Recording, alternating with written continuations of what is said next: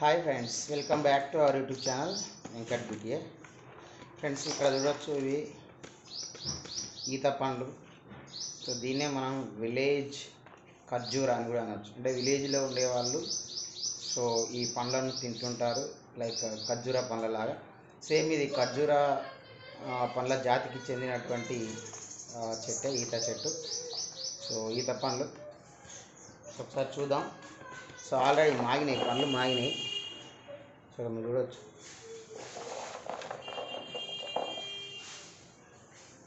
So ఈత పండ్లు. So వీటిని ఒకసారి తిని చూద్దాం, టేస్ట్ ఎట్లుందో.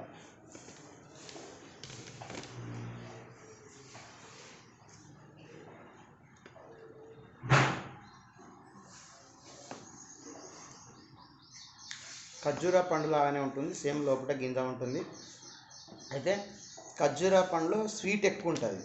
సో ఎవరైతే ఇప్పుడు షుగర్ ఉన్నటువంటి వాళ్ళు, అంటే స్వీట్ తక్కువ తీసుకోవాలనుకున్నటువంటి వాళ్ళు చాలా బాగుంటుంది. అంటే ఖర్జూర, సేమ్ ఖర్జూర ఏదైతే మనకు పోషకాలు ఉంటాయో సో అట్లా ఇందులో కూడా ఇంచుమించు అవే పోషకాలు ఉంటాయి. సో ఇందులో షుగర్ ఎక్కువ ఉంటుంది, ఇందులో షుగర్ తక్కువ ఉంటుంది.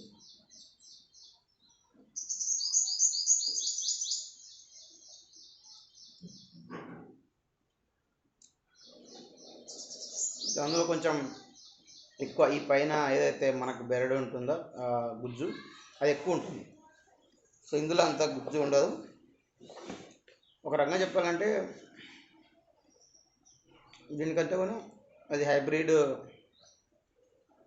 టైపు ఎట్లుంటుందో అట్లుంటుంది. ఇదేమో న్యాచురల్గా, అంటే ఫారెస్ట్లో దొరికేటటువంటి ఫ్రూట్స్ ఎట్లుంటాయో ఇది ఆ విధంగా ఉంటుంది అన్నట్టు.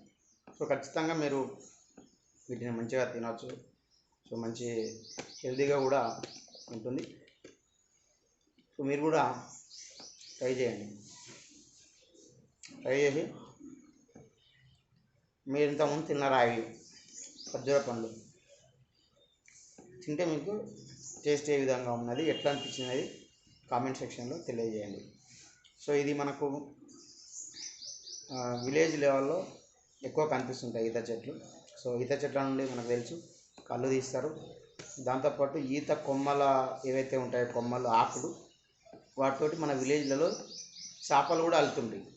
సో ఇప్పుడు మనకు ప్లాస్టిక్ చేపలు వచ్చి మొత్తం పర్యావరణానికి దెబ్బతీస్తుంది, కానీ ఊర్లలో మొత్తం ఈత కమ్మలతోటే, దాని కమ్మలు అంట. సో ఈత కమ్మలతోటే మనకు చేపలు అనేది పుట్టేది.